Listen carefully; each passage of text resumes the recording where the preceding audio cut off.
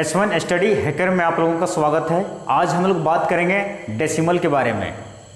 इससे पहले हम जीरो के वैल्यूज को समझते हैं। इसका इस्तेमाल हम डेसिमल फॉर्म में या जोड़ घटाव गुना भागा कई तरह के सभी संक्रियाओं में इसका प्रयोग हम लोग करते हैं। जैसे कोई भी संख्या में अगर जीरो को ऐड करते हैं तो वह अपरिवर्तित रहता है, वह कभी नहीं बदलता। जैसे 2 जोड़ 0, क्या यह कभी परिवर्तित हुआ? नहीं हुआ। अगर हम बात करें 2 में घटा दें 0 तो क्या 2 कभी परिवर्तित होगा? नहीं होगा। लेकिन यह भी होगा, आप देखिएगा, यदि हम मल्टीप्लाई में यूज करें 2 गुने 0 यानी कि 0, 2 इंटू 0 तो इक्वल टू 2 नहीं आएगा, यहाँ पर आएगा 0। तो यहाँ पर आप देख रहे हैं कि इसका वैल्यू कैसे चेंज हो जा रहा है, यह भी अपरिवर्तित रहता है कि नहीं? ये आपका 2 का 2 ही हो जाएगा। इसके अलावे 0 को छोड़कर बाकी संख्याओं पर यदि घात 0 हो तो उसका वैल्यू क्या आता है? वह हर परिस्थितियों में इसका वैल्यू 1 ही आएगा। 0 को छोड़कर, 0 के ऊपर घात नहीं होना चाहिए। बाकी किसी भी संख्या पर यदि घात होता है तो उसका वैल्यूएशन जो होता है, उसका वैल्यू जो आता है सामने, वह 1 आता है। जैसे 1/2, इसे हमें डेसिमल फॉर्म में ले जाना है तो आप सिंपली इसको भागा दे करके डेसिमल फॉर्म में ले जा सकते हो। लेकिन उतना कौन करता है? यदि बिना भागा दिए हमें डेसिमल फॉर्म लाना है तो कैसे क्या करेंगे? जैसे आप सिंपली ऐसा पढ़ चुके होंगे, अगर 5/10 हो तो इसको डेसिमल फॉर्म में लिखना बहुत आसान हो जाता है। हम लिखेंगे 0.5, 0.5, ये डेसिमल फॉर्म में आ गया। क्यों? क्योंकि यदि नीचे 10 रहे तो नीचे 10 में कितनी 0 है? 1 0। तो हम दाहिने साइड से 1 डिजिट छोड़ करके दशमलव यहाँ पर बैठा देंगे, ये हमारा इसका डेसिमल फॉर्म आ जाएगा। और नहीं तो आप इसे लंबा डिवीजन फॉर्म में ले जा सकते हैं, भाग विधि द्वारा आप इतना निकाल सकते हैं, यही इतना ही आएगा। जैसे आप भाग विधि द्वारा निकालना चाहें तो आप कन्फर्म हो लीजिए। जैसे देखिए यहाँ पर भाग जाएगा नहीं, क्योंकि जो डिवाइजर है, देखिए यदि हम 5 में 10 से भाग करें तो इसे हम बोलते हैं भाजक, इसे हम बोलते हैं भाजक यानी कि डिवाइजर, इसे हम डिवाइजर कहेंगे। और बीच में जो है इसे हम डिवाइडेंट कहेंगे, इसे डिवाइडेंट बोला जाता है, इसे क्वोटिएंट बोला जाता है। और जो इधर नीचे आता है उसे हम रिमाइंडर कहते हैं, इसे रिमाइंडर कहा जाता है। तो इन सब चीज़ों को भी आप लोगों को ख्याल रखना। हालांकि मैंने काफ़ी बेसिक इसको बता रहे हैं, नीचे जाकर के बता रहे हैं, लेकिन कुछ नहीं, कुछ बच्चे इस तरह से होंगे कि शायद वो इसे नया लगे और वो भी सीख जाए तो अच्छी बात है ना। तो आगे देखते हैं कि ये जो हमारे डिवाइजर है ये डिवाइडेंड से बड़ा है, तो हम क्या करेंगे? 0 बार देंगे, 10 0 0, नीचे 5 आएगा, है ना। हम बात किए हैं, देखिए किसी भी संख्या में 0 घटाएंगे तो कोई अपरिवर्तित रहता है। चलिए ये 5 आ गया और अब हम दशमलव देंगे और दशमलव के बदले में हम यहाँ पर 0 बैठाएंगे तो ये चला जाएगा। 10 5 50 यानी कि 10 5 जा 50। ये हमारा यहाँ पर रिमाइंडर में कुछ भी नहीं आया, तो आंसर आपका यहाँ पर 0.5 हो गया। आप चीज़ों को टाइम दीजिए, टाइम दे करके आसानी से चीज़ों को समझिए। सीखने में जितना समय दे सकते हो दीजिए, लेकिन बनाने में समय नहीं देना है ना। जब एग्ज़ाम में आप बैठिए तो बगल वाले का कलम रुक जाना चाहिए, ऐसी तैयारी करिए। सीखिए स्लोली, बट बनाइए फास्ट। वह इस तरह से यहाँ पर आ जाता है 0.5।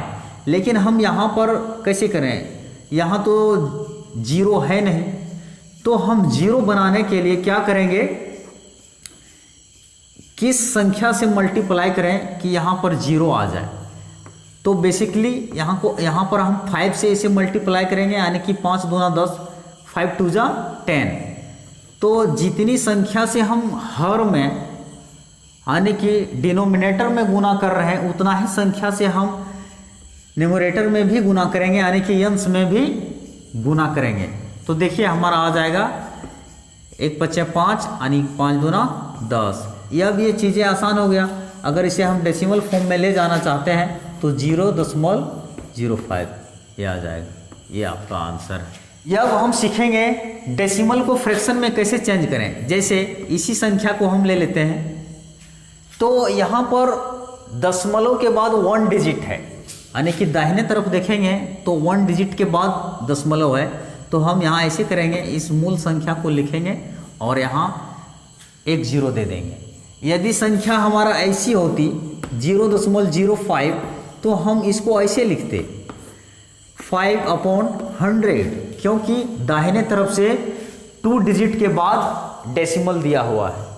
इस संख्या को हमें फ्रैक्शन में चेंज करना रहे तो कैसे लिखेंगे, 2 डिजिट के बाद दशमलव है, तो यहाँ पर हम 100 देंगे, 2 0 नीचे आएगा 1 पर।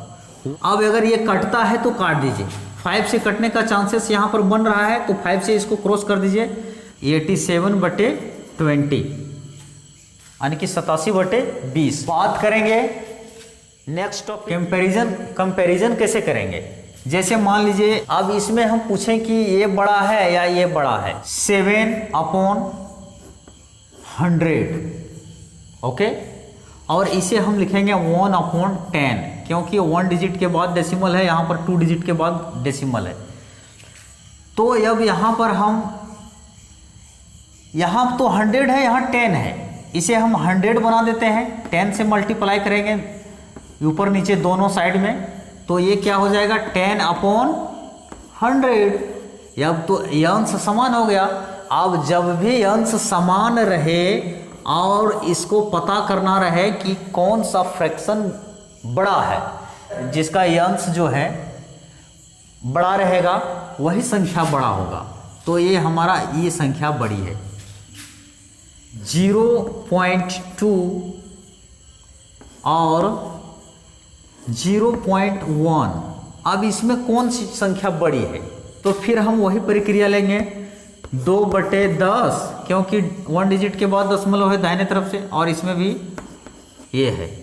अब इसमें कुछ नहीं करना पड़ रहा है, जिसका न्यूमरेटर बड़ा रहेगा वही संख्या बड़ी होगी, यानी कि हमारा ये बड़ी संख्या है। से हमको 1 रुपया, 1 रुपीस और 25 पैसे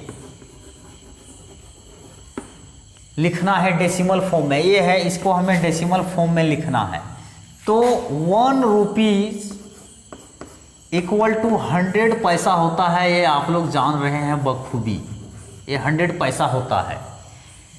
तो जब हम इसे रुपये में लिखें तो कैसे लिखेंगे, 1/100, तब इसे हम रुपये बोल सकते हैं। तो पैसा को हम ऐसे नहीं लिख सकते हैं, 25 पैसा है तो 25/100 यानी कि 25/100, इसे भी रुपये हम कहेंगे। इसको डेसिमल फॉर्म में कैसे बदल सकते हैं, 0.25 कैसे, क्योंकि नीचे जो डिनोमिनेटर में है वो 100 है, और जब भी 100 में रहता है तो दाहिने तरफ से राइट साइड से 2 डिजिट छोड़ करके हम डेसिमल को यहाँ पर पुट कर देते हैं, ओके। तो देखिए इसमें हम 1 जोड़ देते हैं, तो हमारा आंसर आ जाएगा 1 रुपीस 25 पैसा। लेंथ में 1 मीटर और 25 centimetre, 1 metre equal to 100 centimetre होता है। इसे हम कैसे लिखेंगे, मीटर में 1/100, इसको ये मीटर आपका बन गया। जब ये ऐसा हो सकता है, इसको जब हम मीटर में लिखेंगे तो 25 सेंटीमीटर को अभी हम मीटर में चेंज कर सकते हैं, 25 अपॉन 100 यानी कि 25/100, ये हमारा हो गया मीटर में। अब इसे हम डेसिमल फॉर्म में ले जाएंगे तो कैसे ले जाएंगे, 1.25 मीटर वेट। 1 किलो 25 ग्राम। सबों को पता है 1 किलो बराबर होता है 1000 ग्राम। ग्राम को किलो में कैसे लिख सकते हैं, 1/1000, ये हो गया किलो।